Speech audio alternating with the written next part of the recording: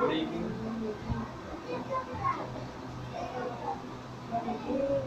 Revision,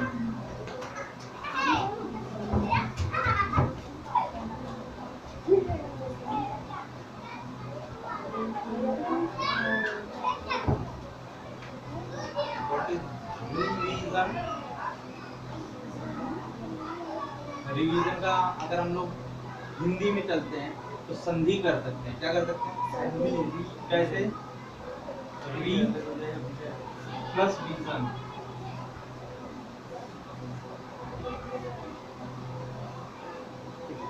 री means repeating, second time, third time, री repeating.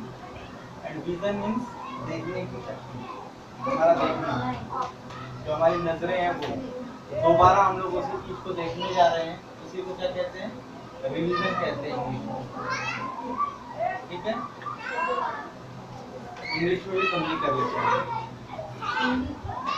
English में भी संधि करके दिखाए हमने। Now the question is from exercise 1.4। Exercise 1.4, question number 4।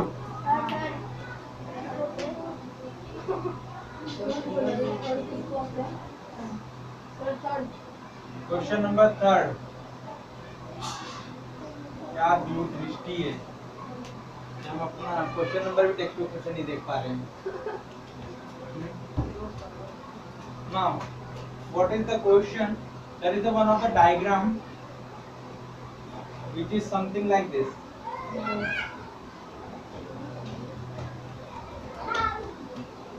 Okay, they had given this line is parallel to this line and this line is parallel to this line. तो question में दिया हुआ है कि रेखा L समांतर है रेखा M के और M समांतर है N के। Means line L is parallel to line M and M is parallel to N. But it is partly we had given a diagram. Diagram क्या किया उन्होंने? Partly दिया है, not complete. तो हम क्या करेंगे, इसको partly को complete कर देते हैं, ऐसा सब लाइन को लंबा कर देते हैं। ठीक है,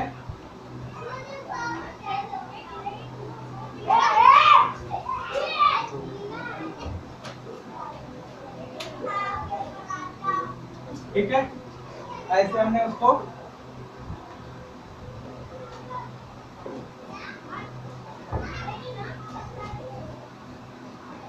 उसको क्या किया? लंबा कर दिया।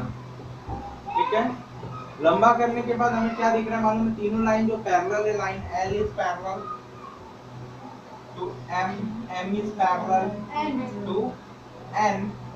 उसमें उन्होंने एंगल भी दिया है, कुछ माप दिया है, और जहां जहां इंटरसेक्शन हुआ है वहां पे उन्होंने नामांकन किया है, दैट इज O।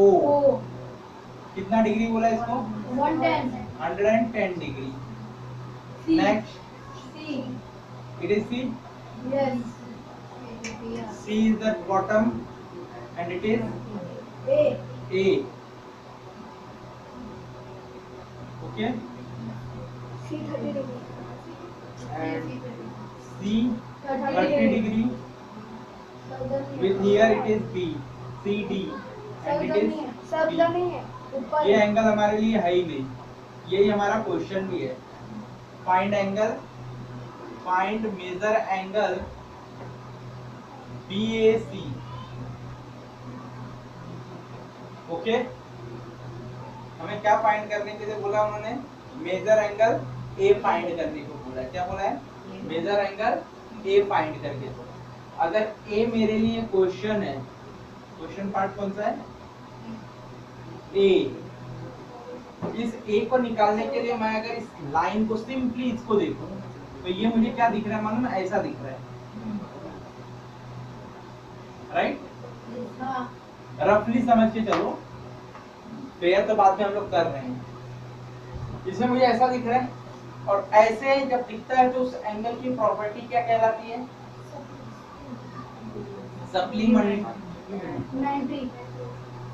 और एंगल मुझे ये दिया हुआ है, ये भी मेरे लिए अननोन है, नहीं मालूम, ये भी मुझे नहीं मालूम और ये भी नहीं मालूम। तो दैट मीन्स ये दोनों एंगल मेरा इंटीरियर पार्ट में है। कहाँ है? इंटीरियर एंगल है। क्या है? Interior angle. By the interior angle property of a parallel lines, समांतर रेखा के अंतःकोण के गुणधर्म से, हमें अंतःकोण का गुणधर्म क्या कहता है समांतर रेखा का?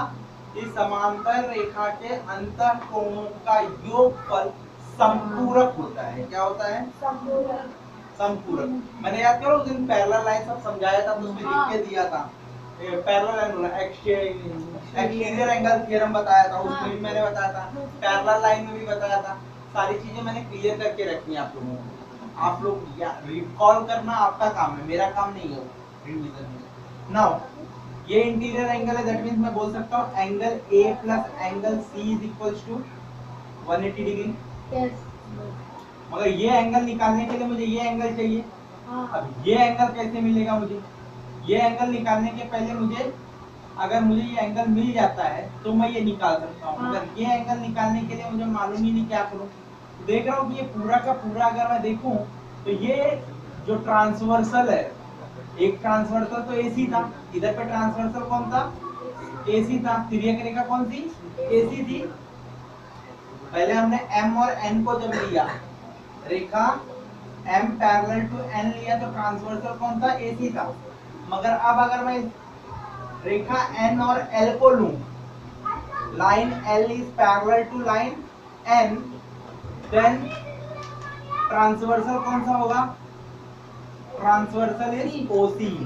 ट्रांसवर्सल कौन सा है? OC। अब अगर मैं OC और इसको लूं तो ये शायद मेरा डायग्राम ऐसा कुछ बन रहा है, राइट? ये L हो गया और ये N हो गया। ये मुझे मालूम है 110 डिग्री है। तो ऐसे कंडीशन को जब Z बनता है तो उसको कौन सा एंगल से हम लोग बोलते हैं? Alternate angle. समझ में आया? रिकॉर्ड हुआ आप लोगों को कि हाँ मुझे यहाँ कौन सा गुणधर्म लगाना चाहिए? दो समांतर रेखा जिसके ऊपर मुझे कोण दिया है वो, और जिसका मुझे कोण निकालना है वो, दोनों ही रेखाओं के मध्य में हमें क्या ढूंढना पड़ेगा? रिश्ता ढूंढना पड़ेगा। रिश्ता दिलों का नहीं, रिश्ता समांतर रेखाओं का। जैसे बोलोगे रिश्ता दिलों का, टूटे ना टूटे, तो यहाँ रिश्ता समांतर रेखाओं का। जोड़े न जुड़े, हमसे तो जुड़ता नहीं है कोई रिश्ता।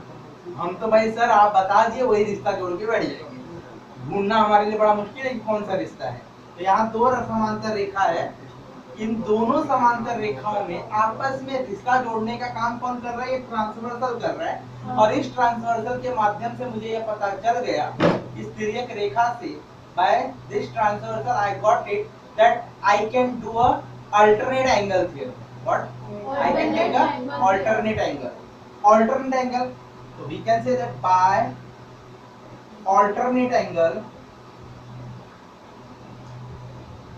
property of parallel line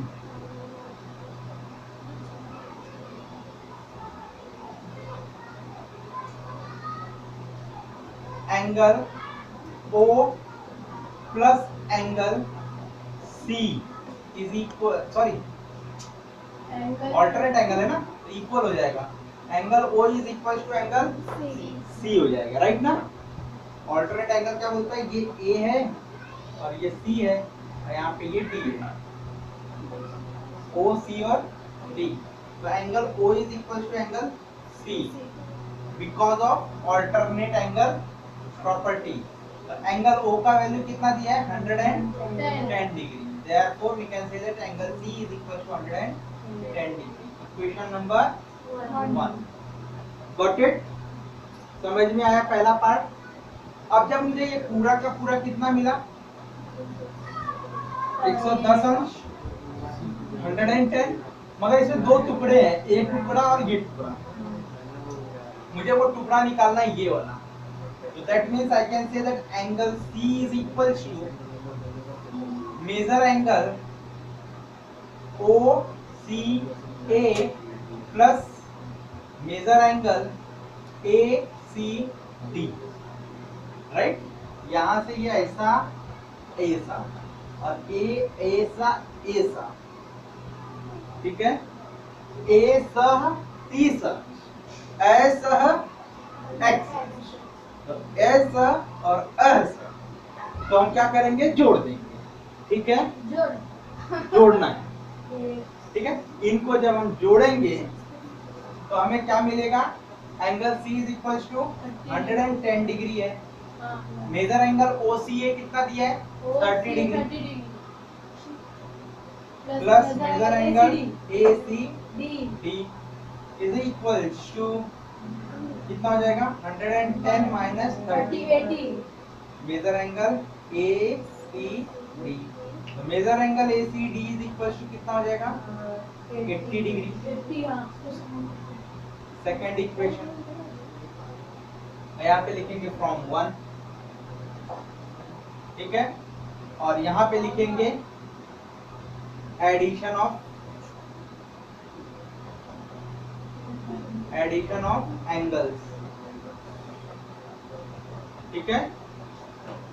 angles के एडिशन की प्रॉपर्टी, एक एंगल में दो एंगल ज्वाइंट हुए हैं, क्या हुए हैं, ज्वाइंट, इसलिए उसको क्या बोलेंगे, एडिशन ऑफ एंगल्स। समझ आया, कोणों का योग, ठीक है। हाँ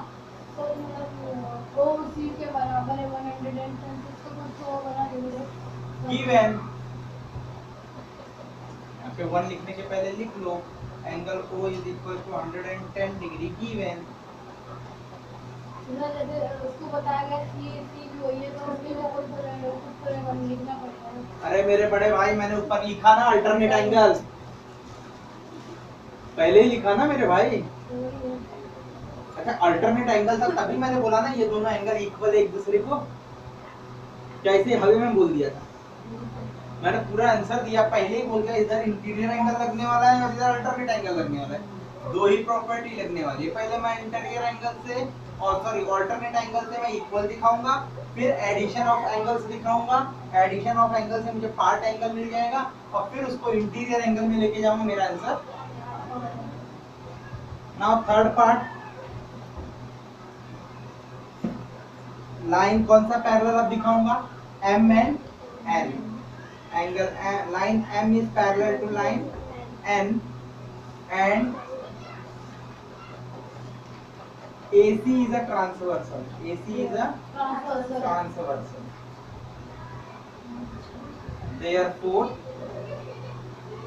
measure angle BAC plus measure angle ACD is equal to 180 degree. Reason क्या आएगा, इंटीरियर एंगल,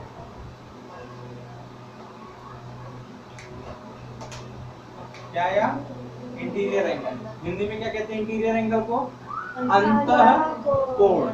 यद्यप आपको नहीं समझ में आ रहा है हिंदी मीडियम की इसे क्या कहेंगे इंग्लिश वर्ड को हिंदी में, तो आप प्लीज मुझे हिला देना, वहां से उठ के यहाँ मत हिलाने आना, वहीं से खाली बोल देना सर इसका इंग्लिश बोल दीजिए, मैं तो आप तो आओगे तो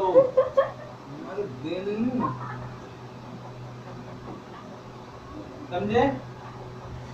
तो इंटीरियर एंगल, इंटीरियर एंगल को क्या कहते हैं, अंतः कोण। तो अंतः कोण के गुणधर्म से मेजर एंगल BAC वही तो निकालना है मुझे, तो that means major angle BAC plus ACD कितना है, 80 degree, from equation 2 is equal to 180 degree, from equation 2। Equation 2 से मैंने वो 80 अंश लाया, ठीक है। Now major angle BAC is equal to 100 degree, minus करूंगा तो 100, ठीक है। Everybody got it, yes, you can note it down.